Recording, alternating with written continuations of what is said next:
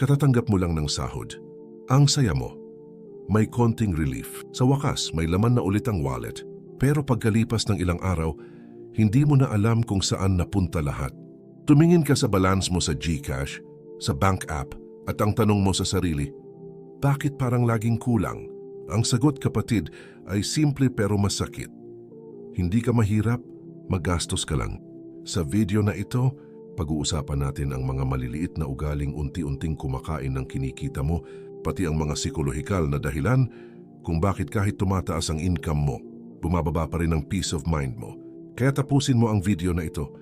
Dahil sa dulo, ipapakita ko sa iyo ang isang simpleng paraan para maramdaman mo ang ginhawa kahit hindi ka yumaman.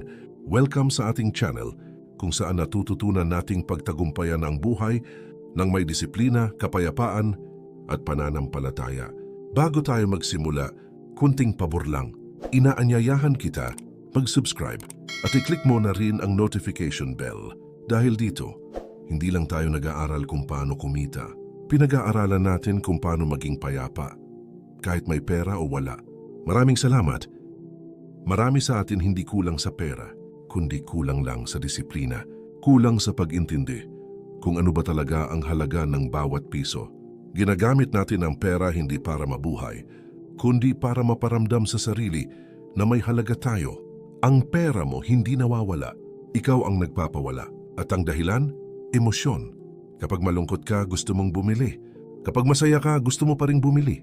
Kapag may nakamit kang maliit na tagumpay, gusto mong i-celebrate sa mall. At sa bawat swipe, sa bawat add to cart, ang utak mo ay naglalabas ng dopamine, yung same chemical na nararamdaman mo kapag may nagla-like sa post mo.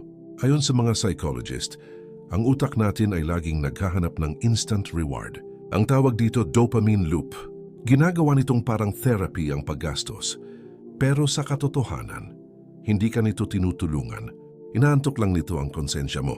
At sa bandang huli, kapag wala ka ng pera, ang parehong utak na nagsabing, deserve mo yan, siya rin ang magtatanong, bakit mo ginawa to? Sabi ni Epictetus, wealth consists not in having great possessions, but in having few wants.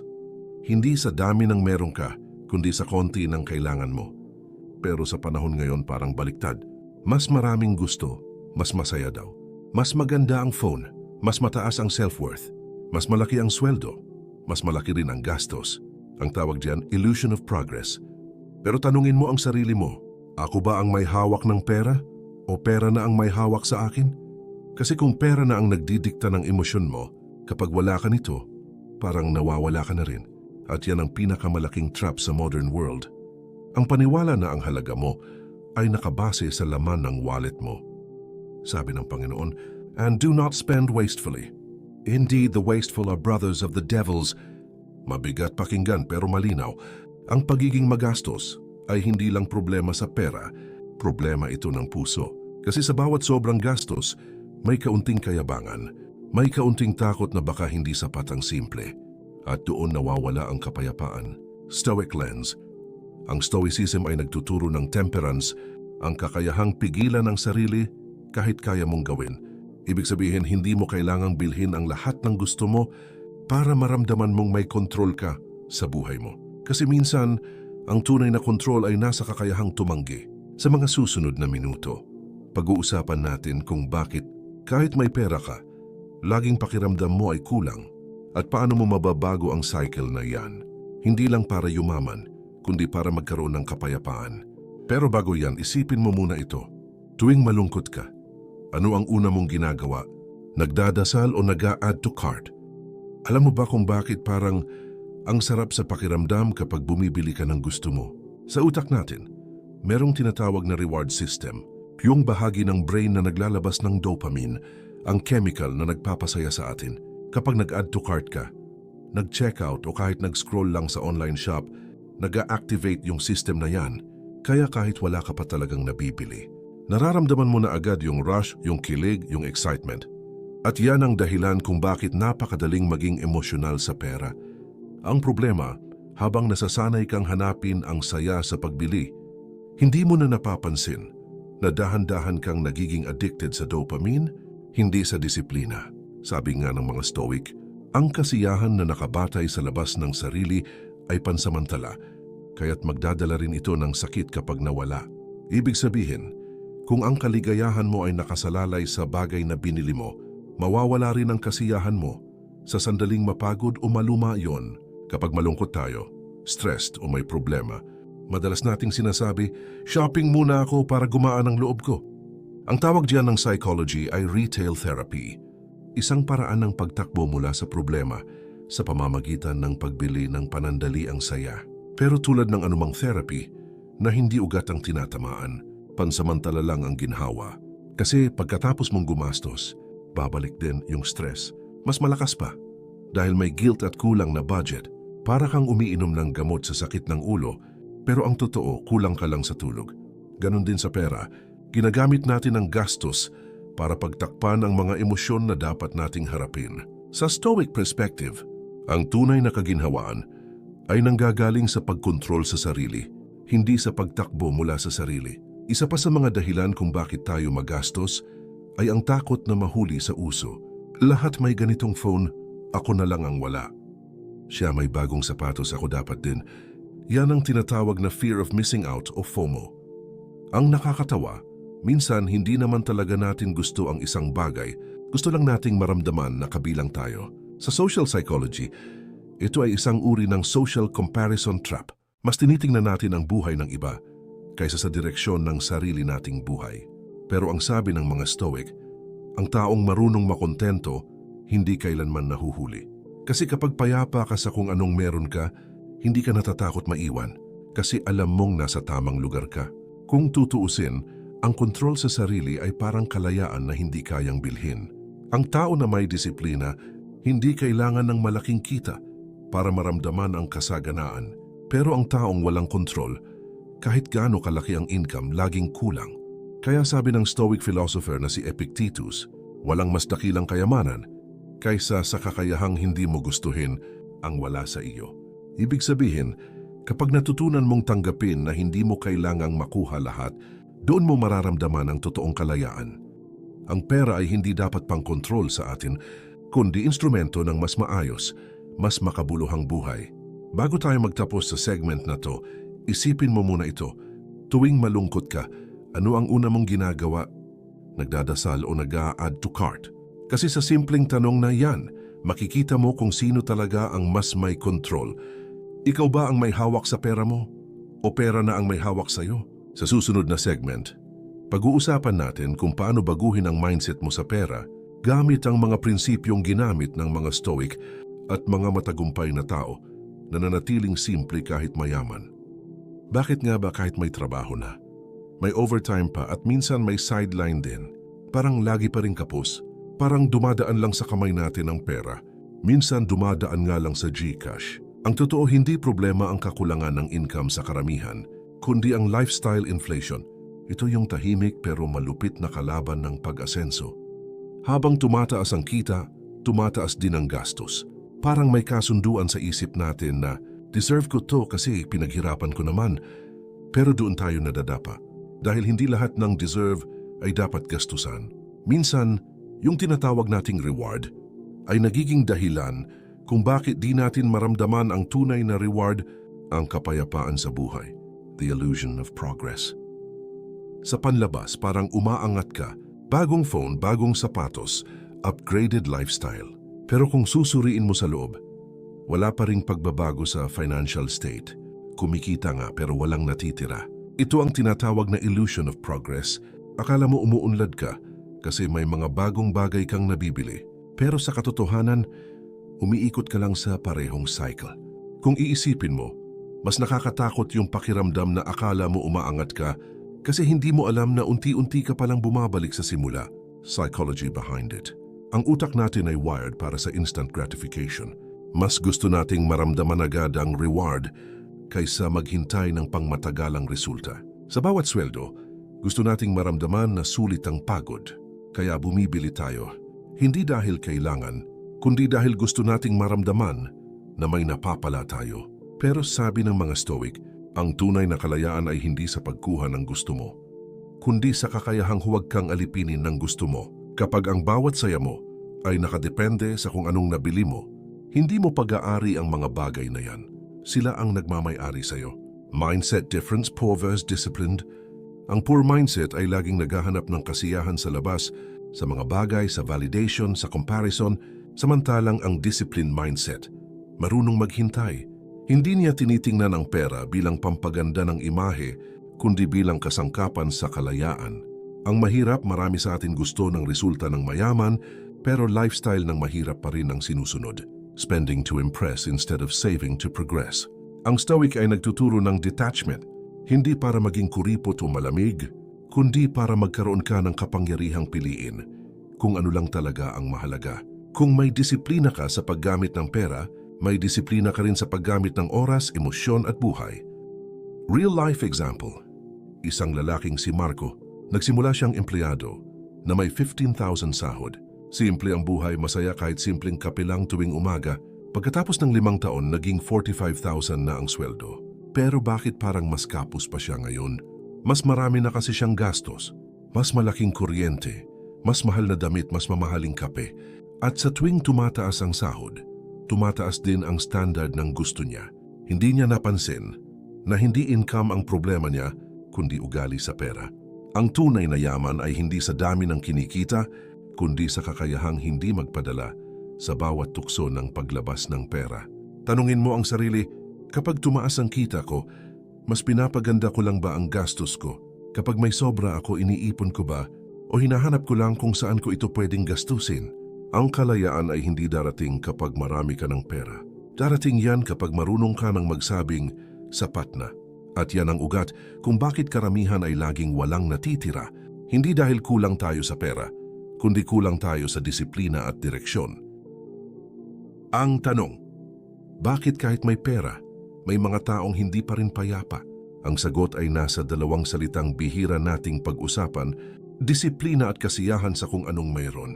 Number 1, temperance. Ang Stoic na disiplina sa sarili. Ayon sa mga Stoic, may 4 na pangunahing birtud: wisdom, courage, justice at temperance. At sa usaping pera, temperance o self-control ang pinakamahalaga. Hindi ito simpleng pagtitipid. Ito ay kakayahang pigilan ang sarili sa labis.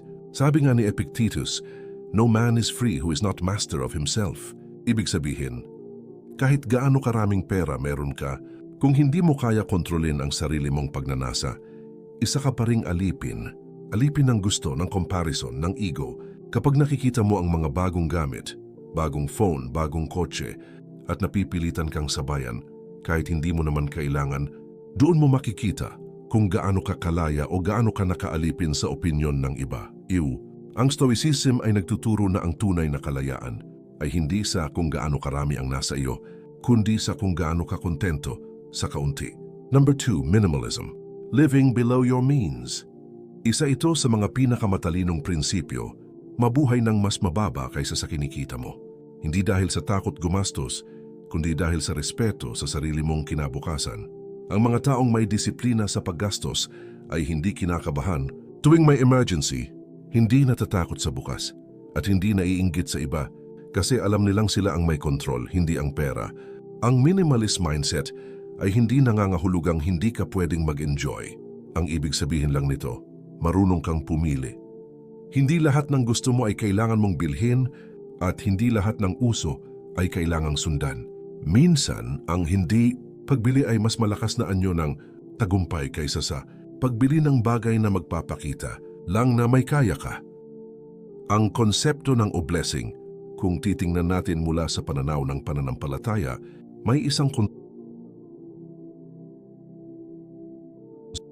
ang konsepto ng blessing, kung titingnan natin mula sa pananaw ng pananampalataya, may isang konsepto na napakalalim, blessing. Ang blessing ay hindi lang tungkol sa dami, kundi sa biyaya at kapayapaan sa kung ano ang meron ka. Maaring maliit ang kinikita mo, pero parang laging sapat, samantalang may mga taong doble ang kita mo. Pero laging kulang, laging may utang, laging pagod. Ito ang misteryo ng blessing. Kapag tama ang puso mo, nagiging tama ang daloy ng buhay mo. Kapag marunong kang magpasalamat, nagkakaroon ng blessing multiplier ang bawat piso mo. Sa psychology, ito ay tinatawag na gratitude effect. Ang taong marunong magpasalamat ay mas mababa ang stress, mas mataas ang self-esteem, at mas kalmado sa pagdedesisyon sa pera. Para maunawaan ito, kailangan mo lang makita na kapag busog ang kaluluwa, hindi ganun kalakas ang gutom ng ego. Ang tunay na yaman ay kasiyahan sa kaunti. May isang napakagandang kasabihan. Ang tunay na mayaman ay hindi ang taong maraming pera, kundi ang taong kontento sa kung anong meron siya. Kapag natutunan mong pahalagahan ang kaunti, doon mo mararanasan ang kalayaan mula sa inggit, pagod at pagkukumpara. Marami sa atin ang gumigising araw-araw para magtrabaho, hindi dahil gusto, kundi dahil takot mawalan. At kapag takot ang nagtutulak, hindi mo kailanman mararanasan ang tunay na kasaganaan. Ang stoic mindset at spiritual mindset ay parehong nagtuturo ng iisang aral. Hindi mo kailangang pagharian ng mundo para maging payapa, kailangan mo lang mapayapa ang sarili mo. Paghahambing, mayaman sa pera versus mayaman sa puso. Kapag mayaman ka sa pera pero kulang sa kapayapaan, mabilis kang mapagod. Lahat ng bagay ay nagiging kompetisyon, validation o paraan para mapansin. Pero kapag mayaman ka sa puso, kontento, disiplinado, marunong magpasalamat, nagiging magaan ang buhay kahit hindi marangya. Ang taong may pera ay maaaring bilhin ang luho, pero ang taong may puso ay nakakatulog ng mahimbing. Ang isa ay nagtatago sa likod ng kayamanan, ang isa ay nagpapahinga sa loob ng kapayapaan.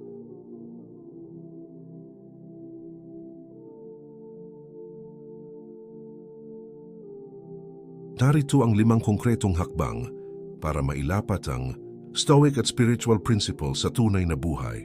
Hindi lang ito tungkol sa pagtipid, ito ay tungkol sa pagiging mapayapa at marunong sa paggamit ng biyaya. Number 1, track spending for 7 days. Awareness muna. Bago ka magbago ng ugali sa pera, kailangan mo munang makita ang totoo. Gumawa ng simpleng listahan o gamitin ang phone mo. Isulat lahat ng ginagastos mo sa loob ng 7 araw. Kahit gaano kaliit, ang layunin dito ay hindi para husgahan ang sarili, kundi para maunawaan ang pattern mo. Kailan ka madalas gumastos? Kapag masaya ka ba o malungkot?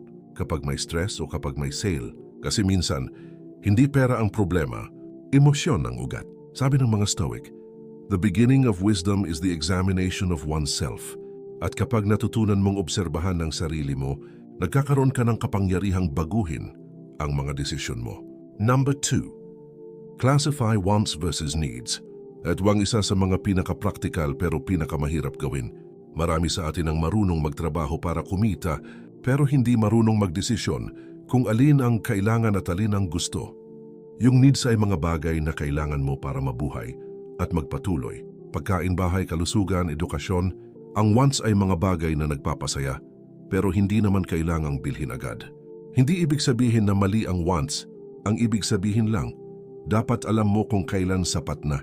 Kung gusto mong bumili, tanungin mo ang sarili mo, ito ba ay nagbibigay halaga sa buhay ko? O nagpapakita lang ng imahe sa iba? Ang Stoic wisdom at spiritual humility ay parehong nagtuturo ng priorities. Unahin ang makabuluhan kaysa sa maganda sa panlabas. Number 3, practice delayed buying. Hintayin ng 3 araw bago bumili. Ito ang isa sa pinaka-epektibong technique para makontrol ang impulsive spending. Kapag may nakita kang gusto mong bilhin, huwag agad pindutin ang add to cart. Hintayin mo muna ng 3 araw. Sa loob ng 3 araw na iyon, pag-isipan mo, kailangan ko ba talaga ito? Ilang oras ng trabaho ang katumbas ng presyo nito? Magagamit ko ba ito ng matagal? O pansamantala lang ang saya? Ang prinsipyo dito ay simple. Kung hindi mo kayang hintayin, baka hindi mo rin talaga kailangan. Ito ang tinatawag ng mga Stoic na mastery over desire. Ang kakayahang piliin kung aling mga gusto ang dapat sundin at alin ang dapat palampasin. Number 4, set spiritual reminders. Magugustuhan ba ito ng Panginoon? Bago ka gumastos, itanong mo sa sarili mo, kung nakikita ng Diyos ang desisyon kong ito, matutuwa ba siya? At siguradong nakikita niya ito? Hindi lang ito tungkol sa relihiyon. Ito ay tungkol sa consciousness at integrity. Kapag nasanay kang magtanong muna bago kumilos, nagiging malinis ang intensyon mo. Ang bawat paggastos ay nagiging purposeful, hindi impulsive. Ito rin ay paraan ng pagbalik ng respeto sa pera bilang biyaya, hindi laruan. Kapag ginamit mo ito nang may takot sa Diyos o may moral compass, mapapansin mong dumarami ang kapayapaan mo kahit hindi dumarami ang pera mo. Sabi nga ng mga matalino, when you spend with gratitude and purpose, your wealth becomes a tool for peace, not for pressure. Number 5. Create a peace budget. Hindi lang nakabase sa numbers kundi sa purpose. Ang traditional na budget ay puro numero, income, expenses, savings. Pero ang peace budget ay ibang klaseng plano. Dito ang tanong ay, ano ang halaga ng bawat gastusin ko sa kalusugan ko, sa relasyon ko at sa kapayapaan ko? Halimbawa, maglaan ng pera hindi lang para sa bills, kundi para sa pahinga at pag-aaral. Magtabi ng konti para sa tulong sa iba, kasi ang pagbibigay ay nagpapalawak ng kaluluwa. Maglaan ng quiet fund hindi para sa luho, kundi para sa moments of silence at reflection. Ang peace budget ay hindi lang nagpapayaman, kundi nagpapayapa din. At kapag payapa ka, nagiging malinaw ang isip mo, mas matalino ang mga desisyon mo, at mas napapakinabangan mo ang bawat biyaya. Hindi mo kailangang maging milyonaryo. Para maranasan ng kasaganaan, kailangan mo lang malaman kung ano ang sapat. Sa dulo, ang tunay na yaman ay hindi nasusukat sa bank account, kundi sa kakayahan mong matulog ng mahimbing, ngumiti kahit simpleng ulam lang, at magpasalamat kahit maliit ang kinikita. Tahimik mong isipin ito, bakit nga ba parang laging kulang kahit minsan sobra na? Bakit parang hindi tayo mapakali kahit nakakamit na natin ang gusto natin? Marahil kasi hinahanap natin ang kapayapaan sa labas, sa mga bagay na kumukupas, sa mga bilihing mabilis mawala, samantalang ang kapayapaan ay matagal nang nasa loob, naghihintay lang mahanap muli. Hindi mo kailangang yumaman para maging payapa. Pero kung marunong kang maging payapa, dun ka palang nagsisimulang yumaman. Ang tunay na yaman ay hindi ang kakayahang bumili ng kahit ano, kundi ang kakayahang magsabing, sapat na ito. Masaya ako rito, sabi ni Zeno, ang tagapagtatag ng Stoicism. He who conquers himself is richer than any king.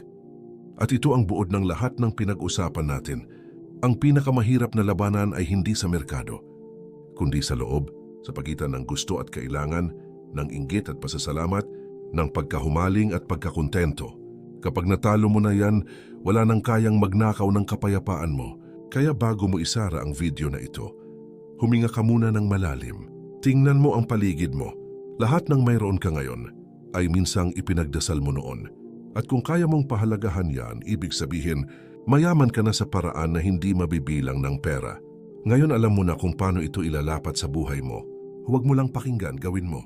At kung nagustuhan mo ang nilalaman ng video na ito, ay like, i-share at mag-subscribe sa ating channel para mas marami pa tayong mapag-aralan. Maraming salamat.